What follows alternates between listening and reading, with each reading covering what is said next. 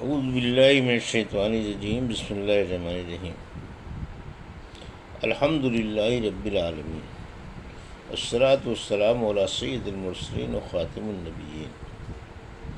اما بعد۔ صحیح بخاری باب کتاب الجنائز، حدیث نمبر 1255، اردو ترجمہ۔ اس بیان میں کہ غسل میت کی دائیں طرف سے شروع کیا جائے۔ ہم سے علی بن عبداللہ نے بیان کیا، انہوں نے کہا ہم سے اسماعیل بن ابراہیم نے بیان کیا، انہوں نے کہا کہ ہم سے خالد نے بیان کیا، ان سے حفصہ بنت سیرین نے اور ان سے ام عطیہ رضی اللہ عنہا نے کہ رسول اللہ صلی اللہ علیہ وسلم نے اپنی بیٹی کے غسل کے وقت فرمایا تھا کہ دائیں طرف سے اور اعضائے وضو سے غسل شروع کرنا۔ حدیث نمبر 1256، اردو ترجمہ۔ اس بارے میں کہ پہلے میت کے اعضائے وضو کو دھویا جائے، ہم سے یحییٰ بن موسیٰ نے بیان کیا، کہا کہ ہم سے وکیع نے بیان کیا، ان سے سفیان نے، ان سے خالد خدا نے، ان سے حفصہ بنت سیرین نے اور ان سے ام عطیہ رضی اللہ عنہا نے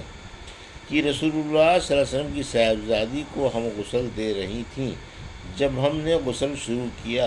کر دیا تو آپ صلی اللہ علیہ وسلم نے فرمایا کہ غسل دائیں طرف سے اور اعضائے وضو سے شروع کرو۔ حدیث نمبر 1257، اردو ترجمہ۔ اس بیان میں کہ کیا عورت کو مرد کے ازار کا کفن دیا جا سکتا ہے؟ ہم سے عبد الرحمن بن حماد نے بیان کیا، کہا کہ ہم کو ابن عون نے خبر دی، انہیں محمد نے، ان سے ام عطیہ رضی اللہ عنہا نے بیان کیا کہ نبی کریم صلی اللہ علیہ وسلم کی ایک صاحبزادی کا انتقال ہو گیا۔ اس موقع پر آپ صلی اللہ علیہ وسلم نے ہمیں فرمایا تم اسے 3 یا 5 مرتبہ غسل دو، اور اگر مناسب سمجھو تو اس سے زیادہ مرتبہ بھی غسل دے سکتی ہو، پھر فارغ ہو کر مجھے خبر دینا۔ چنانچہ جب ہم غسل دے چکیں تو آپ کو خبر دی، اور آپ صلی اللہ علیہ وسلم نے اپنا ازار عنایت فرمایا اور فرمایا اسے اس کے بدن سے لپیٹ دو۔ حدیث نمبر 1258، اردو ترجمہ۔ میت کے غسل میں کافور کا استعمال آخر میں ایک بار کیا جائے۔ ہم سے حامد بن عمر نے بیان کیا، کہا کہ ہم سے حماد بن زید نے بیان کیا، ان سے ایوب نے، ان سے محمد نے اور ان سے ام عطیہ رضی اللہ عنہا نے کہ نبی کریم صلی اللہ علیہ وسلم کی ایک بیٹی کا انتقال ہو گیا تھا، اس لیے آپ صلی اللہ علیہ وسلم باہر تشریف لائے اور فرمایا اسے 3 یا 5 مرتبہ غسل دے دو، اور اگر تم مناسب سمجھو تو اس سے بھی زیادہ پانی اور بیری کے پتوں سے نہلاؤ، اور آخر میں کافور یا یہ کہا کہ کچھ کافور کا بھی استعمال کرنا، پھر فارغ ہو کر مجھے خبر دینا۔ ام عطیہ رضی اللہ عنہا نے بیان کیا کہ جب ہم فارغ ہوئے تو ہم نے کہلا بھجوایا، آپ نے اپنا تہبند ہمیں دیا اور فرمایا اسے اندر جسم پر لپیٹ دو۔ ایوب نے حفصہ بنت سیرین سے روایت کی، ان سے ام عطیہ رضی اللہ عنہا نے اسی طرح حدیث بیان کیا۔ حدیث نمبر 1259، اردو ترجمہ۔ اور ام عطیہ رضی اللہ عنہا نے اس روایت میں یوں کہا کہ نبی کریم صلی اللہ علیہ وسلم نے فرمایا 3 یا 5 یا 7 مرتبہ، یا اگر تم مناسب سمجھو تو اس سے بھی زیادہ غسل دے سکتی ہو۔ حفصہ نے بیان کیا کہ ام عطیہ رضی اللہ عنہا نے فرمایا ہم نے ان کے سر کے بال 3 لٹوں میں تقسیم کر دیے تھے۔ حدیث نمبر 1260، میت عورت ہو تو غسل کے وقت اس کے بال کھولنا۔ اور ابن سیرین رحمۃ اللہ علیہ نے کہا کہ میت عورت کے سر کے بال کھولنے میں کوئی حرج نہیں ہے۔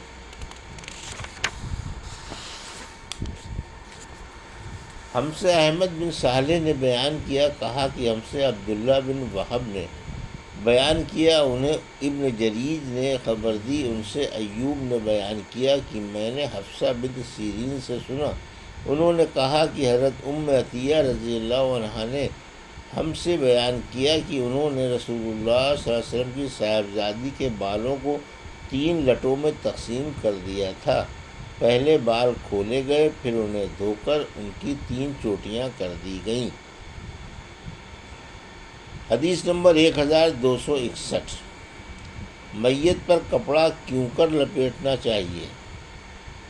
اور حسن بصری رحمۃ اللہ علیہ نے فرمایا، عورت کے لیے 1 یا 5واں کپڑا چاہیے جس سے قمیص کے تلے رانے اور سرین باندھے جائیں۔ ہم سے احمد نے بیان کیا، کہا کہ مجھ سے عبداللہ بن وہب نے بیان کیا، انہیں ابن جریج نے خبر دی، انہیں ایوب نے خبر دی، کہا کہ میں نے ابن سیرین سے سنا، انہوں نے کہا کہ عطیہ رضی اللہ عنہ کے یہاں انصار کی ان خواتین میں سے جنہوں نے نبی کریم صلی اللہ علیہ وسلم سے بیعت کی تھی، ایک عورت آئی، بصرہ میں انہیں اپنے ایک بیٹے کی تلاش تھی لیکن وہ نہ ملا، پھر اس نے ہم سے یہ حدیث بیان کی کہ ہم رسول اللہ صلی اللہ علیہ وسلم کی صاحبزادی کو غسل دے رہی تھیں کہ آپ تشریف لائے اور فرمایا 3 یا 5 مرتبہ غسل دے دو،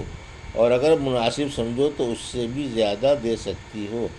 غسل پانی اور بیری کے پتوں سے ہونا چاہیے، اور آخر میں کافور بھی استعمال کر لینا، غسل سے فارغ ہو کر مجھے خبر کر دینا۔ انہوں نے بیان کیا کہ جب ہم غسل دے چکی تو اطلاع دی اور آپ نے ازار عنایت کیا، آپ نے فرمایا اسے اندر بدن سے لپیٹ دو، اس سے زیادہ آپ نے کچھ نہیں فرمایا۔ مجھے یہ نہیں معلوم کہ یہ آپ کی کون سی بیٹی تھی، یہ ایوب نے کہا، اور انہوں نے بتایا کہ اشعار کا مطلب یہ ہے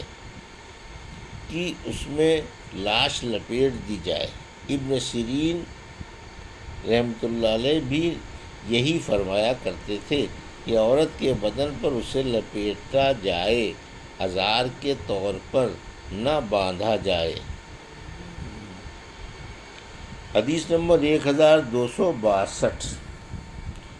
اردو ترجمہ۔ اس بیان میں کہ کیا عورت میت کے بال 3 لٹوں میں تقسیم کر دیے جائیں؟ ہم سے قبیصہ نے حدیث بیان کی، ان سے سفیان نے بیان کیا، ان سے حشام نے، ان سے حزیل نے، اور ان سے عطیہ رضی اللہ عنہ نے، انہوں نے کہا کہ ہم نے آن حضرت صلی اللہ علیہ وسلم کی بیٹی کے سر کے بال گوندھ کر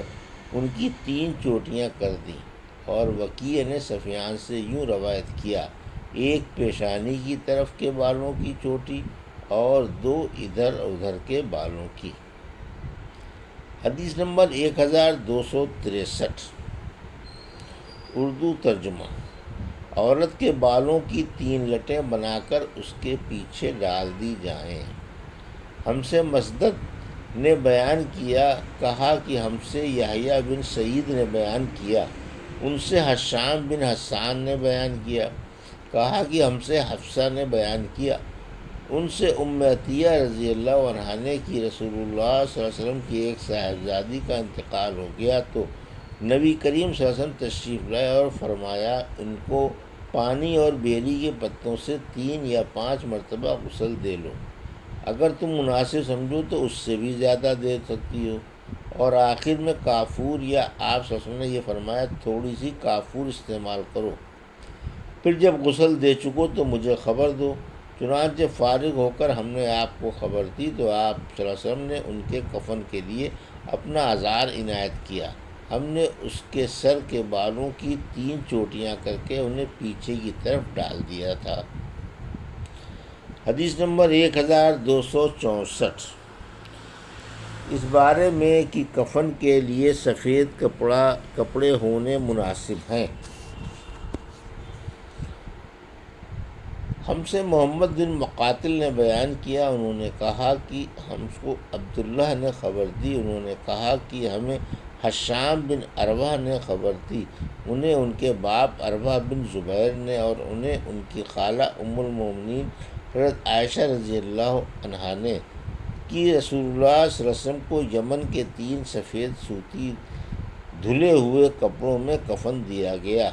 ان میں نہ قمیص تھی نہ عمامہ۔ یہ تھی صحیح بخاری باب کتاب الجنائز کی حدیث نمبر 1255 سے 1264 کا اردو ترجمہ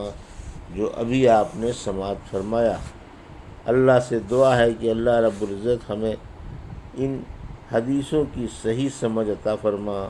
اور ان پر عمل کرنے کی توفیق عطا فرما، آمین یا رب العالمین۔